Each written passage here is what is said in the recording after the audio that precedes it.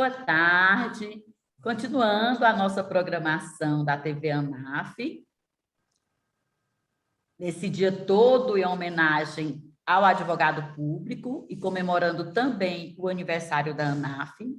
A nossa convidada agora é a procuradora do Banco Central, Tânia Nigri, a nossa colega associada, que é especialista e mestre em Direito Econômico, psicanalista e autora de vários livros. O Sigilo Bancário e a Jurisprudência do Supremo, União Estável, Herança e Contrato de Namoro. Eu quero primeiro perguntar à Tânia, nós vamos ter uma conversa muito descontraída nessa tarde, e eu começo perguntando à Tânia de onde surgiu a ideia de sair de um livro jurídico como o Sigilo Fiscal e a Jurisprudência do Supremo para tratar de contrato de namoro, de herança e de união estável. O que lhe motivou, Tânia? Bom, em primeiro lugar, boa tarde. Eu estou muito feliz de fazer parte desse evento comemorativo, né? Tenho muito orgulho de fazer parte da ANAF e de ser uma advogada pública. Bom, o que me motivou, na verdade, essas coisas que acontecem na vida que a gente não sabe precisar o que exatamente aconteceu. Mas, assim, eu sempre gostei muito de gente, sempre gostei muito, tanto que antes de eu fazer o concurso para o Banco Central, eu advogava, e eu advogava muito na área de família. Quer dizer, eu não advoguei tanto tempo, advoguei pouquíssimo tempo antes de fazer concurso, mas nesse pouquíssimo tempo eu atuei num escritório na área de família e eu gostava muito. Depois que eu passei para o Banco Central, eu fiquei completamente longe, né? A gente não lida com questões de família, salvo questões muito pontuais, relacionado, por exemplo, a plano de saúde, que às vezes tem alguma questão de união estável, mas na prática, muito pouca coisa. Então, meio que me perdi do direito de família, e eu fui vendo que o direito de família que a gente estuda na faculdade já mudou de nome, já não é nem mais direito de família, é direito das famílias, né? Porque a família se modificou radicalmente, aquela família pai, mãe e filhos, né? Hoje a gente tem diversos tipos de famílias, né? E isso eu ia acompanhando pelos informativos do STJ, do Supremo, mas sem grandes participações, assim, na prática eu não via isso. Até que há mais ou menos uns 8, 9 anos, eu comecei a pensar que eu amava direito, mas eu amava tantas outras coisas também, e eu tinha muita vontade de ser psicanalista. Eu não sabia o que era preciso para eu ser. Eu era uma paciente de psicanálise, mas eu pensei, eu gostaria de estar do outro lado, né? Eu queria ser psicanalista. E comecei a pesquisar, comecei a fazer uma formação em psicanálise, me formei em psicanálise, comecei a atender como psicanalista nos horários compatíveis, obviamente, com o Banco Central. E aí o direito de família ressurgiu, assim, porque eu vi nas questões de família um pouco essa interseção entre o direito e a psicanálise. E a formação em psicanálise me ajudou muito a entender essas questões dos relacionamentos, dos casamentos, das uniões estáveis, mas me faltava essa bagagem técnica, né? Porque eu estava muito afastada do direito de família. Até que eu comecei a estudar e tal. Nesse ínterim, eu escrevi um livro sobre sigilo bancário, porque a minha dissertação de mestrado foi sobre sigilo bancário. Eu gostava muito desse assunto, eu ainda gosto, mas eu amava. E eu escrevi um livro sobre o sigilo bancário e a jurisprudência do Supremo, mas depois eu comecei a me enamorar do direito de família, da psicanálise, e eu comecei a pensar que essas questões tão importantes na vida de todo mundo são faladas numa linguagem tão rebuscada, num juridiquês tão ininteligível para a população geral, assim, que aquilo já meio que me incomodava, como o português era excludente, sabe? Assim, essa coisa, né? Essa reserva de mercado, como tem o economês, a gente tinha o juridiquês. Um dia eu estava fazendo a unha num salão e uma moça estava ali fazendo a minha unha, eu ia lá de vez em quando. Ela falou assim, você é advogada? Deixa eu te falar, eu vivo com um companheiro, tenho 2 filhos, e ele me agride, mas ele diz que se eu quiser eu que saia da casa, porque os incomodados aqui se mudem.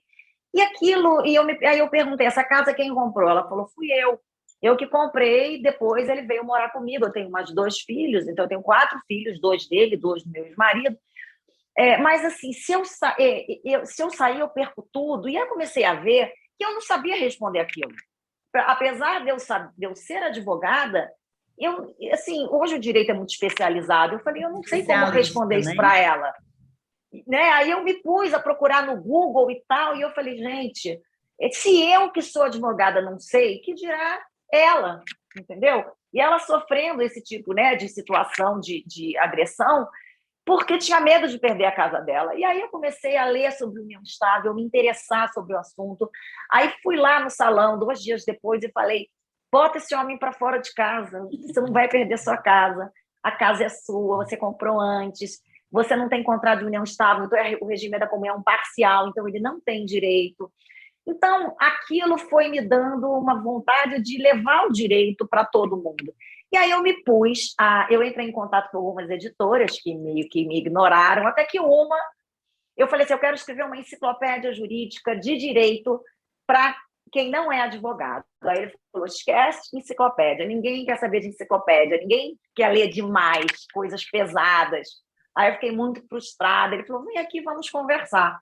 Até que ele falou, enciclopédia eu não quero, mas que tal você escolher um tema e destrinchar para quem não é advogado? Aí, como eu estava com aquela história da união estável, eu falei, então vou escrever sobre união estável. E assim começou, deu super certo. O livro, assim, eu fiquei muito emocionada de ver assim, a caseira da casa de um amigo veio me dizer, Tânia, eu comprei seu livro de união estável, eu li e entendi tudo. Eu falei, nossa, que emoção ouvir um depoimento desse. Eu falei, a minha intenção, e para a gente que é advogado, é dificílimo escrever sem juridiquês. Juridiquês é assim, uma palavra resume 10, né? Então, você bota aquela... Então, foi muito difícil. Eu tive, assim, uns 10 revisores, assim, meu afilhado, a minha irmã, todos que não são advogados, a minha mãe leu, e aí eles falaram, não entendi nada, só que você escreve de novo, aí eu tinha que reescrever. Aí fui pegando o jeito, e eu acho que, de fato, ficou muito legal. E, a partir daí, eu me interessei muito por essa área de família e de sucessões, porque eu acho que ali eu atinjo as pessoas, é o dia a dia, são os relacionamentos. Então, é assim, é a vida amorosa das pessoas, como ela é impactada pelo direito. Então, foi assim. Que interessante, porque eu também tenho essa raiz de advogado em si. Não só de advogado público, mas de advogado de modo geral. Eu tenho 40 anos de advocacia. Antes, eu agora estou aposentada, mas passei 28 anos na Procuradoria da Fazenda, numa área totalmente tributária, naquela área mais complicada, né? É o tempo que eu tenho de Banco Central, 28. Então, mas sempre muito voltada ao ser humano, porque o direito de família, ele mexe com a vida das pessoas, né? Sim. Então, nesse período, grande parte do período que eu fui procuradora da Fazenda, eu fui mediadora em vara de família aqui no TJDF. Que bacana! Era um trabalho voluntário, era um trabalho que me fazia muitíssimo bem, porque eu sei como eu ajudei a muitas famílias, a muitas pessoas, porque mesmo eu me formei com 20 anos, e sempre eu nunca aceitei que o meu cliente litigasse brigando com baixaria. E muitas vezes o direito é isso, né? Tem advogados que exploram esse lado mais baixo da advocacia, que estimula. E eu sempre fui muito a favor da família, mesmo muito jovem, eu sempre achava que as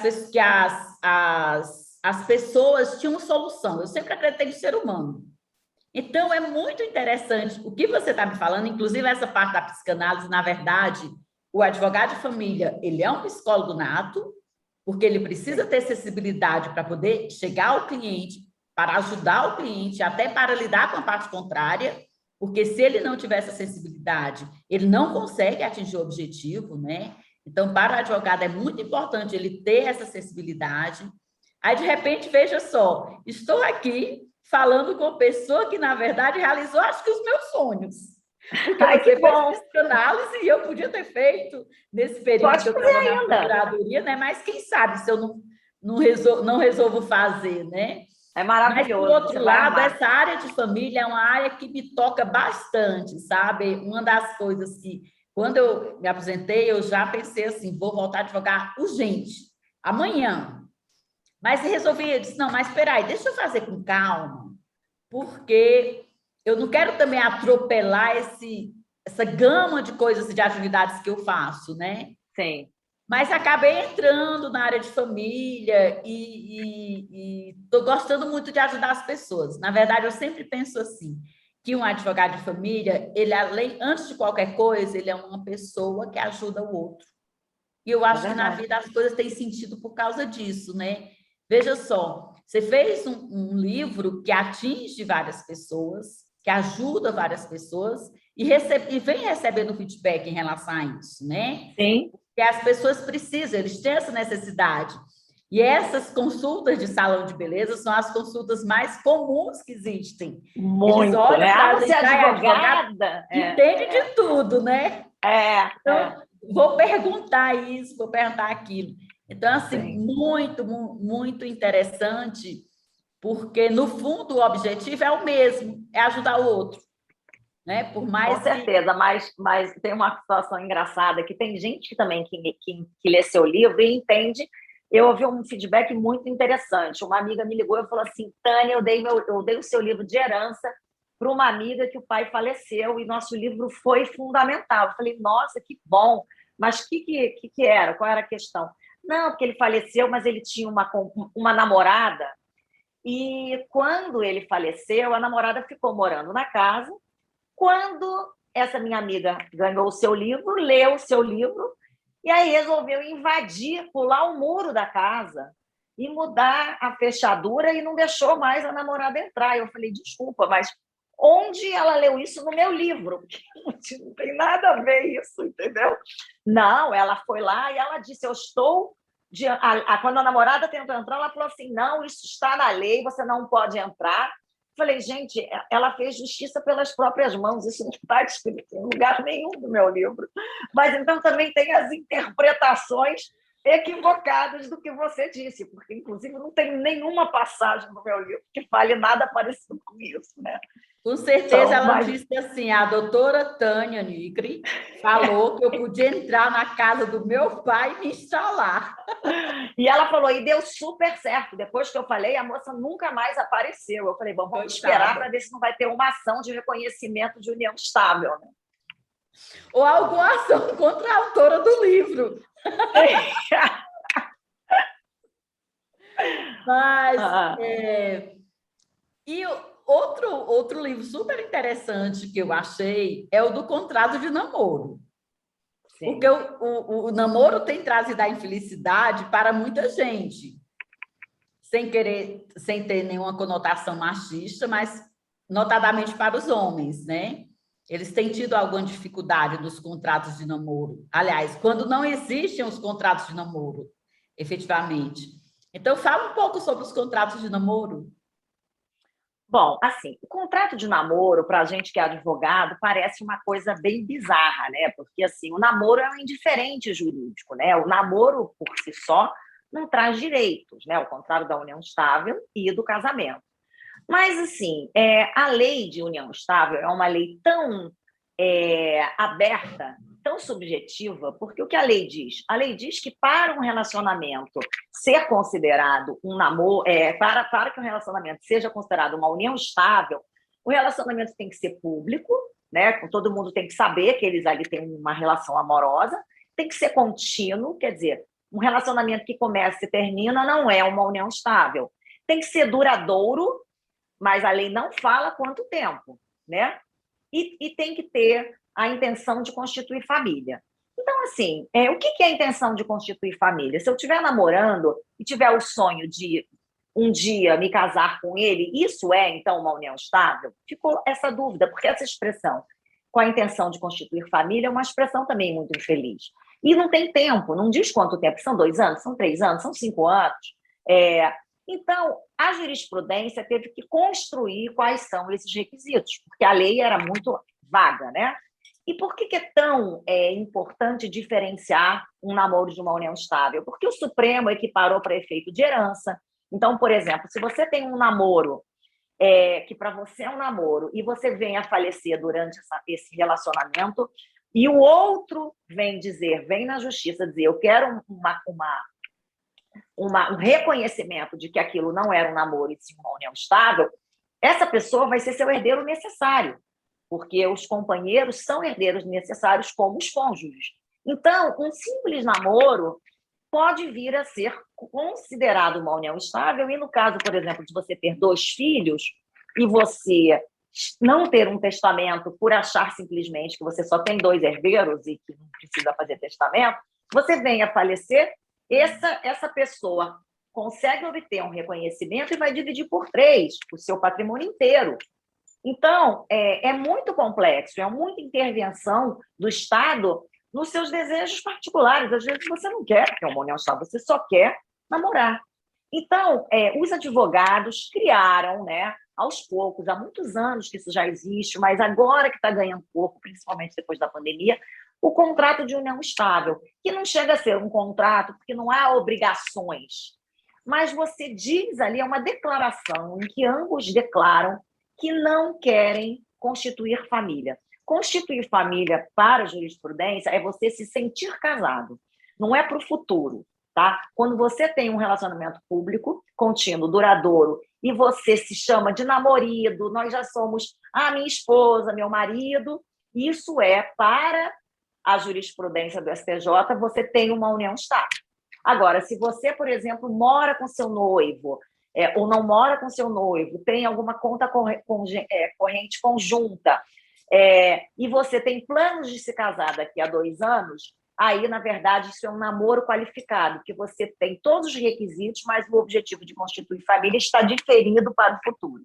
Então, a jurisprudência diz que você tem uma união estável quando você tem um relacionamento público contínuo duradouro e você já se sente casada. Que é, por exemplo, como é que você prova isso? Quando a pessoa tem a chave da sua casa, quando a pessoa apresenta esse é meu marido, essa é minha esposa. Então, pequenos detalhes podem fazer a diferença. Quando você fala, esse é meu marido, e o cara fala, não sou seu marido, eu sou seu namorado, sabe? Quando você evita essa configuração de um relacionamento como se fossem casados. Então, diante dessa questão muito probatória mesmo, que é bem complexa, os advogados criaram um contrato de namoro em que ambos declaram que não têm, que tem um relacionamento público contínuo, duradouro, mas que não pretendem constituir família, não se sentem casados, só querem namorar. E isso só vale se isso refletir a realidade. Não adianta eu ter uma união estável e fazer um contrato de namoro dizendo que eu não tenho uma união estável, que o que eu tenho é um namoro. Porque é um contrato, é como no direito do trabalho, é a realidade que importa. Então, se você tiver uma união estável e tiver um contrato dizendo que você tem um contrato de namoro, e isso for provado, o contrato não vai valer. Agora, se você tiver, de fato, um namoro e tiver um contrato de namoro, ambos declarando, sem nenhum tipo de coação, que vivem, querem namorar, mas não querem comunicar os patrimônios, e que, na hipótese disso vir a ser reconhecido pela justiça, então que o regime de bens que vai ser válido será o da separação de bens, muitos juízes já têm aceitado isso. Então, você faz um contrato em que você resguarda seus interesses patrimoniais na hipótese desse relacionamento de namoro vir a ser confundido com uma união estável. Então, você já coloca qual é o regime de bens que vai diferenciar, né, que vai vigorar nessa relação. Então, isso tem sido um elemento a mais para dar mais segurança jurídica. Agora, repito, ele só vale se ele, de fato, refletir a realidade. Então, por isso, muitos casais fazem anualmente, porque às vezes começa como um namoro e vira uma união estável. Então, todo ano você vai lá e reitera que continua sendo só um namoro. Porque isso é muito complexo, não é, Tânia? Porque, às vezes, uma das partes quer apenas namorar, e a outra parte quer ter uma relação estável. Sim. Então, Exatamente. isso é muito complexo porque você também não pode eu particularmente acho que você não pode ser obrigado a dividir o seu patrimônio só porque você namora com alguém. Com Tá? certeza. Você não quer que a pessoa seja. Você só quer namorar. Pronto, eu só quero namorar, certo? Eu não quero ter uma relação estável com ninguém, por Sim. mais apaixonada que eu possa estar. Então, é muito cruel que a gente tenha, quer que o Estado intrometa na sua vida Com para certeza. obrigar que você tenha que fazer esse tipo de prestação de conta, né? Na verdade, porque isso é uma prestação de contas, quando, na verdade, as relações podiam ser mais leves. Porque o que Com eu acho que certeza. está inserido numa relação estável é um problema muito além do que qualquer tipo de contrato. Realmente, a gente tem situação que a pessoa ajudou a construir o patrimônio, e que, como não casou, tem essa dificuldade de se estabelecer como herdeira, como copartícipe na divisão do patrimônio, né? Mas há casos realmente que é só de namoro. Então, que Sim. não deveria haver essa intervenção do Estado para obrigar que você tenha que fazer esse contrato de namoro, que você tenha que fazer essa prestação de Sim. contas, você tem que ter essa preocupação, que às vezes é até uma preocupação que incomoda o outro. Porque às Não, vezes o Johnny, isso outro. estraga o relacionamento, Pois porque é, as às vezes o pessoas já ficam outro. desconfiadas umas das outras. Às vezes o outro pensa assim, mas você não quer deixar nada, você está pensando que você vai morrer, eu vou ficar na mão, ou qualquer coisa parecida. Quando não podia ser dessa forma, né? As coisas podiam ser mais Não, e a fáceis gente de sempre pode tratar, fazer um testamento deixando uma parte para o namorado, se a gente quiser. se Então, o quiser. certo seria isso, assim, não tem direito a nada, nem na união estável ser herdeiro necessário, poderia ter uma outra forma. Eu acho que o cônjuge ser herdeiro necessário foi um atraso, porque se você quer fazer do seu cônjuge herdeiro necessário, você casa pela comunhão parcial, comunhão total de bens. Sim, Basta fazer um pacto pré-nupcial. Se você casou com comunhão parcial, é porque você não quer que seu cônjuge seja seu herdeiro necessário, você quer que ele seja seu meeiro. E como é que é hoje, depois do novo Código Civil, com a jurisprudência do STJ? Hoje, o cônjuge herdeiro necessário, até no regime de separação de bens. Então, assim, as pessoas não sabem disso, mas as pessoas não se sabe.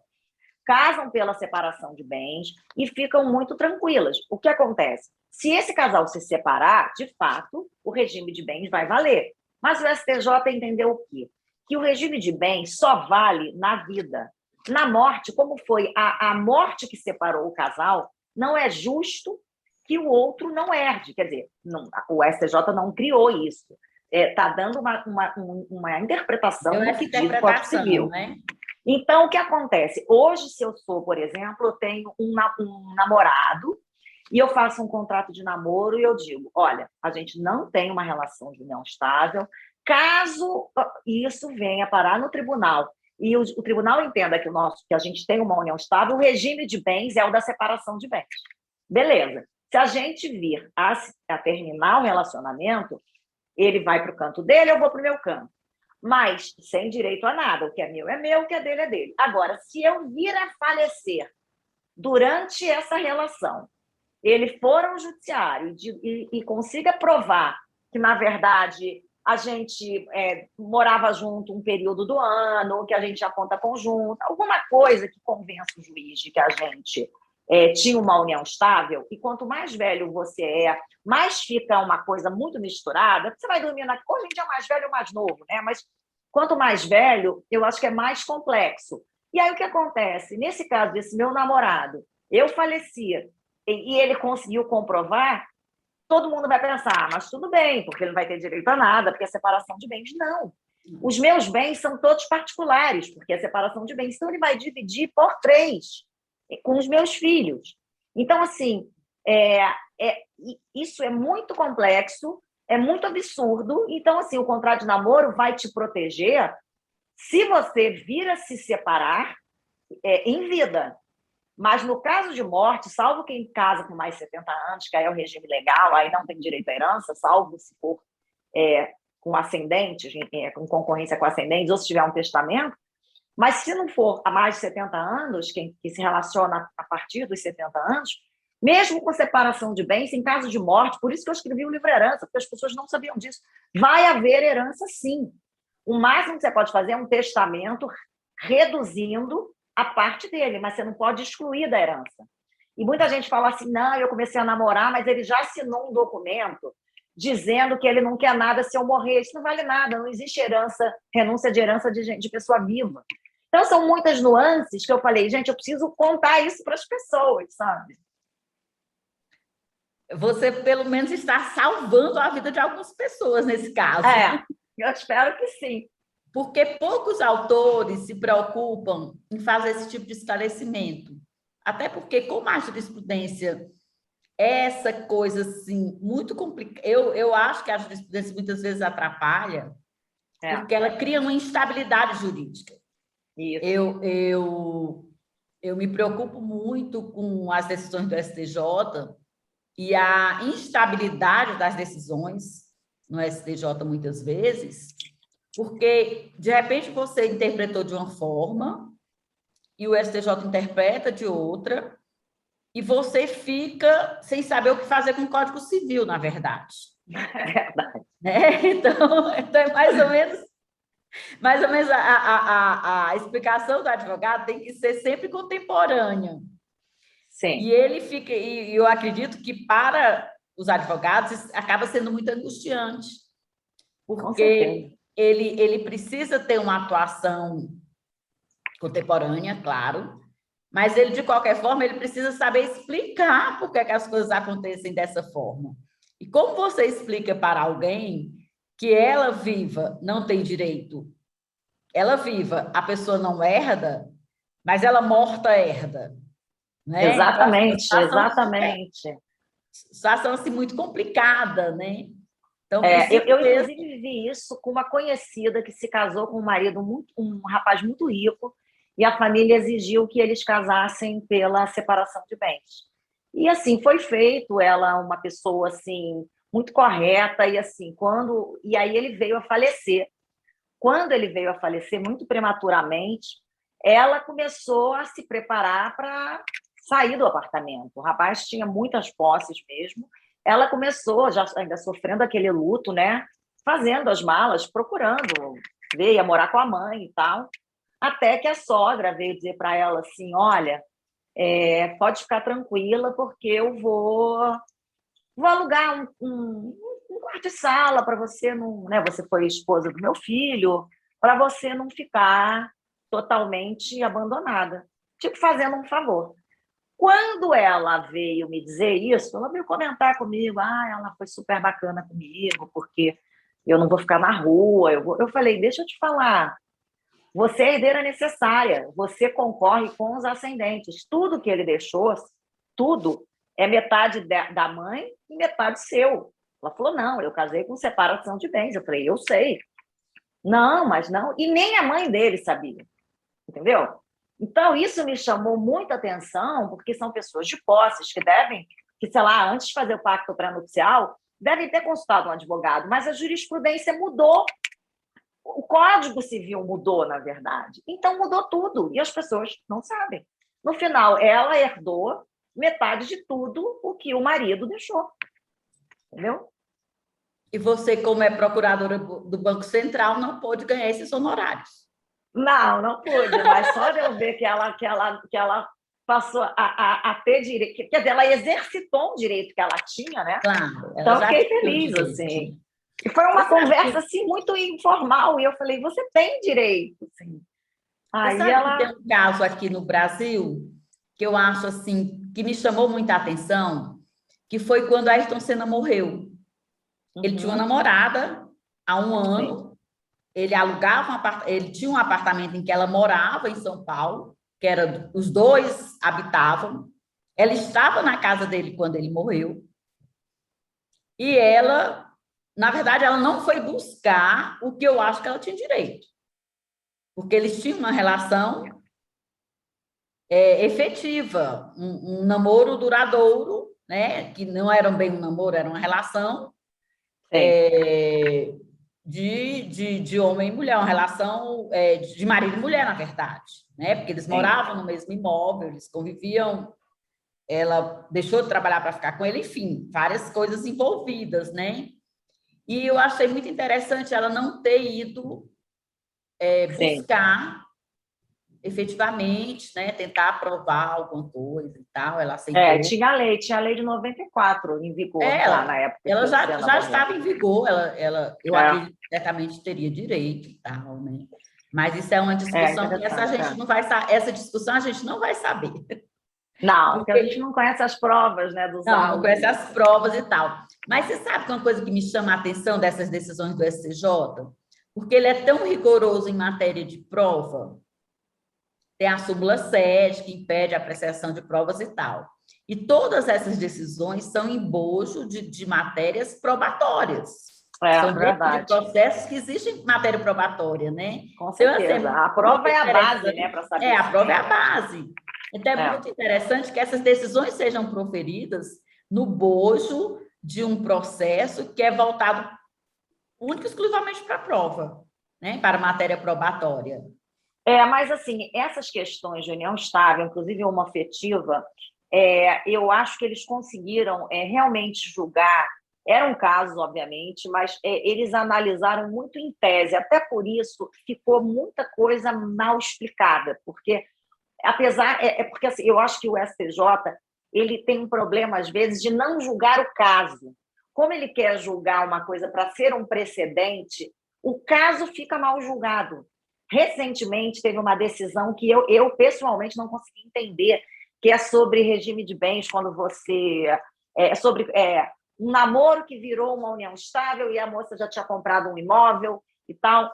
A tese que foi sufragada de que os bens que você tinha na época do namoro não fazem parte da união estável, isso é óbvio.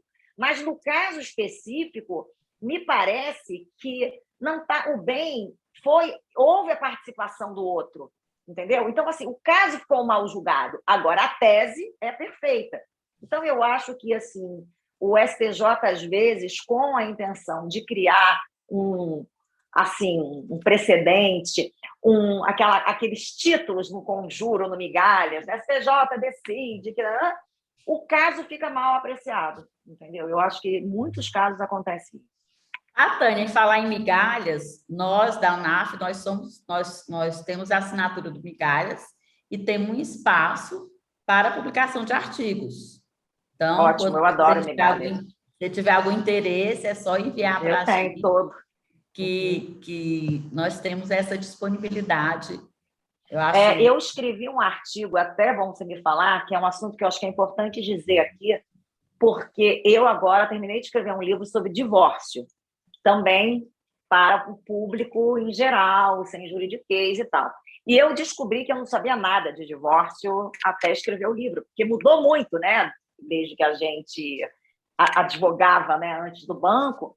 E assim, bom, não existe mais aquela coisa assim, eu não te dou o divórcio, não adianta que eu não te dou o divórcio, é um direito potestativo, né?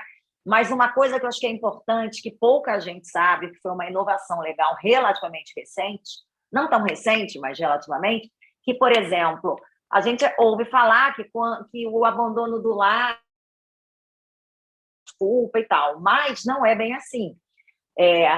Numa mudança que teve naquela lei da Minha Casa Minha Vida, eles fizeram uma alteração que, por exemplo, se um dos dois sai do imóvel, abandona, vai embora. Tipo assim, não quero mais ficar casado e se manda. Se essa pessoa tinha, por exemplo, um imóvel, os dois estavam pagando, o cara ou a mulher se manda, some, não entra com pedido de separação de corpos, não entra com divórcio, não entra com nada, vai tocar a vida e falar, depois um dia a gente vê. Em 2 anos, ele perde a meação dele por usucapião. A pessoa que fica vai usucapir a meação dele, ou do homem ou da mulher, desde que o imóvel seja urbano e tenha até 250 metros quadrados, e pode ser uma vez na vida só que essa pessoa pode usucapir nessas condições. Mas a pessoa, 2 anos, perde a meação. Muito interessante esse fato. E um imóvel relativamente grande, né? 250 metros quadrados. 250 metros urbano. Um imóvel urbano, 250 metros quadrados, Então, quem for sair de casa, atenção, compre o livro da doutora Tânia Nigro. E lá tem todas O as divórcio, que orientações. ainda está no forno. Agora, tem um tema, que, já que estamos falando em livros, eu estou com a autora que realmente é muito interessada nesse tema, e eu acho que é um tema super empolgante, e eu gostaria de sugerir que você estudasse sobre o assunto e escrevesse, é sobre os filhos socioafetivos, Isso certo? hoje é o tema assim um dos mais assim festejados pela jurisprudência. Eu acho esse tema muito interessante. Sim. Vou contar um caso que eu conheço de uma pessoa próxima que educou os filhos da companheira. Pagou faculdade, pagou cursinho para fazer concurso, e eles passaram em ótimos concursos e tal. E já fez isso depois que tinha se separado dela. Como ele gostava muito dos jovens que ele tinha conhecido, ele continuou ajudando na educação. Tudo bem. Ele faleceu, mas só que ele não tinha interesse que eles fossem filho deles, certo? Se ele tivesse interesse, tinha adotado, qualquer coisa parecida. Ele nunca tinha deixado um testamento, né? Ele nunca teve regime de visitação, essas coisas, nada disso, na separação. Ele simplesmente pegava o dinheiro e pagava, certo? Como ele podia pagar para qualquer pessoa. E eles entraram, quando ele faleceu, eles entraram na justiça para serem declarados os únicos herdeiros, certo? Porque na verdade ele não tinha, mas ele tinha herdeiros? Ele tinha irmão. Tá. Ele só tinha irmão, certo? Entendi. Então, na verdade, se eles fossem filhos, eles seriam os herdeiros necessários e o irmão não herdaria nada. Ele era solteiro e tal, né? Sim. Eu acho esse tema super empolgante, é uma sugestão. Interessante mesmo. Eu tenho lido muito sobre isso, tenho lido muito sobre alienação parental, que é um tema também muito difícil, né? Mas muito atual. Muito atual. A adoção avoenga, que agora acabou de sair uma decisão de que os avós são proibidos de adotar os netos, mas teve um caso em que houve uma permissão, pelo caso específico dos avós adotarem o neto. Então, assim, eu acho que o direito de família tem muitos assuntos muito, muito interessantes. Tem, porque, inclusive, no caso de adoção de neto, na verdade, o que eu percebo é que eles têm a preocupação de se estar tentando burlar a parte previdenciária, né? Isso, o avô adotar o exatamente. neto para que ele possa herdar a pensão, essas coisas todas. Então, tem um pouco desse fato também. A questão da guarda, tem muito essa questão previdenciária mesmo. Isso, tem muito essas coisas, né? É um assunto, assim, super empolgante, né? Eu adoro. Qualquer coisa que trate do ser humano, das relações humanas, são temas, assim, super empolgantes. Tanto que estamos nós, duas advogadas públicas, conversando nessa tarde sobre coisas das nossas vidas, né? Coisas que a gente pode estar agora, nesse momento, ajudando um colega que pode estar passando por um problema desse tipo. Então, uma coisa que eu sempre quis, que assim, não consegui implantar na ANAF, mas sempre foi meu desejo, era que a gente pudesse ter um espaço desse voltado à área de família, um advogado de família para atender os Conte comigo. Não, eu não posso advogar, mas eu mas pode adoraria participar. Pois Tânia, eu vou voltar a tocar no assunto. É uma sugestão, hoje é aniversário da ANAF, então é algo que a gente pode pensar para o futuro, né? Ainda que eu não implante, mas que outro colega pense sobre isso, porque eu acho que isso é um fato muito importante. Inclusive, o que nós devemos pensar, até por conta da reforma da Previdência, mudou muita coisa em relação à família também, né? Em relação à família. Então, são temas super interessantes, né? Quando a gente começou a preparar o dia da ANAF, então a gente pensou logo em você. Porque sabia do conteúdo que você poderia trazer para a gente e como isso é relevante para a vida do associado. Porque o que a gente tentou hoje, nesse dia, foi trazer assuntos mais leves. Não que esse assunto seja leve, mas assunto que não seja voltado diretamente ao direito em si. a preocupação cotidiana que a gente tem, né? A defesa do Estado. Mas, Johnny, eu acho Mas até temas importante eu dizer voltados isso. para a gente, para a nossa defesa. Sim, Certo? é para a nossa vida pessoal, né? Assim, Isso, são coisas. E é isso. E eu, assim, eu procurei fazer, eu até estou com os livros aqui, você vê, são livros assim, bonitinhos, simpáticos, coloridos, pequenos. Não, você consegue ler sobre o assunto inteiro numa Você pode tarde ou falar numa tarde. editora? É a editora Blucher. É uma editora que sempre ficou muito famosa escrevendo livros de engenharia, livros didáticos, e agora está na área de psicanálise. E eu acho que não sei se eu estreiei direito, acho que não, mas a gente está fazendo uma bela parceria. E eu escrevo numa coisa assim, muito objetiva, muito direta. Eu não tenho paciência para aquelas divagações, sabe? Assim, eu não tenho. Nunca tive, nem quando eu era recém-formada, aqueles livros que ficam debatendo o sexo dos anjos. Então, assim, eu queria um livro que a pessoa sentasse, lesse e entendesse. E No final tem... degustasse, né? Exatamente, tem Porque o que perguntas e respostas. o que o escritor quer é isso. Ele quer um Isso. leitor que devore o seu livro, né? Que Sim. entenda, que possa comentar com o vizinho, possa ler no avião e É comentar com isso. o Você passageiro. lê e fala, isso aqui me lembrou esse caso aqui, ó, vou falar com não sei quem, porque a gente fala em guarda de pets, a gente fala em guarda de filhos, a gente fala em pensão alimentícia, em culpa, quem não tem culpa, ainda tem culpa.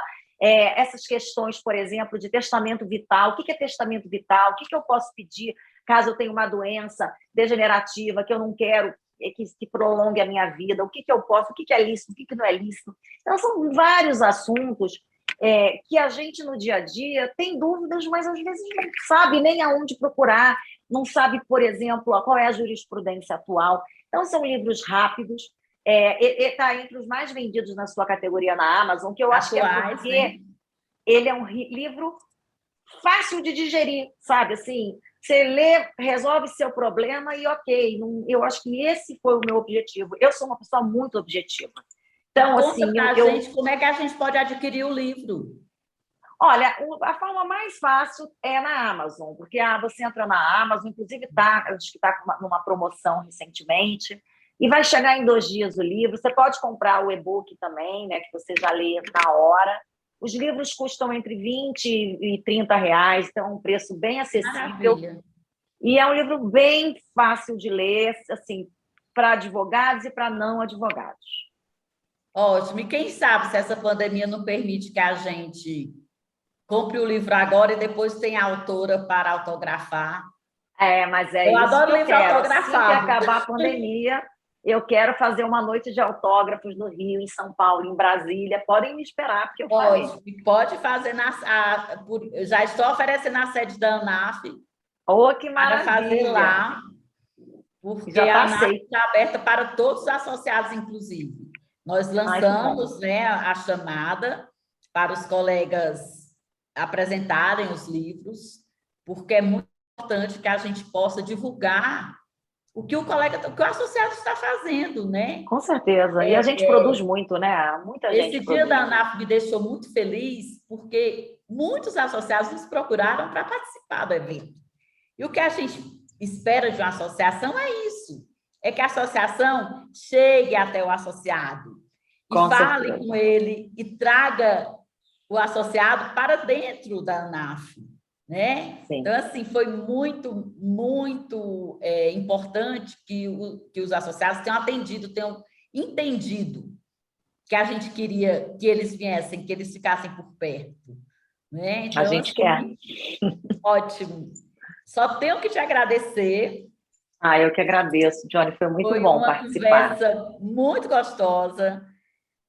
Você mostrou para a gente de uma forma muito tranquila coisas sérias, né? Coisas importantes na vida da gente. Sim. E que a gente vai precisar. Mostra os livros de novo, por favor, e repete de que forma que eles podem ser adquiridos. Bom, então, o primeiro livro é União Estável, o segundo, Herança, e o terceiro, Contrato de Namoro. Está saindo agora o divórcio, em breve, e podem ser comprados Tem várias livrarias, mas o mais fácil é pela Amazon, é a forma mais fácil. E quem comprou e leu, faça avaliação na Amazon, que é super importante para o livro ser mais assim considerado, assim, porque ele ganha uma confiabilidade. Vou fazer isso brevemente, pode aguardar. Ai, que bom. Obrigada. Muito obrigada. Uma boa Obrigada, tarde. gente. E feliz Seguimos com dia a da nossa NAP programação.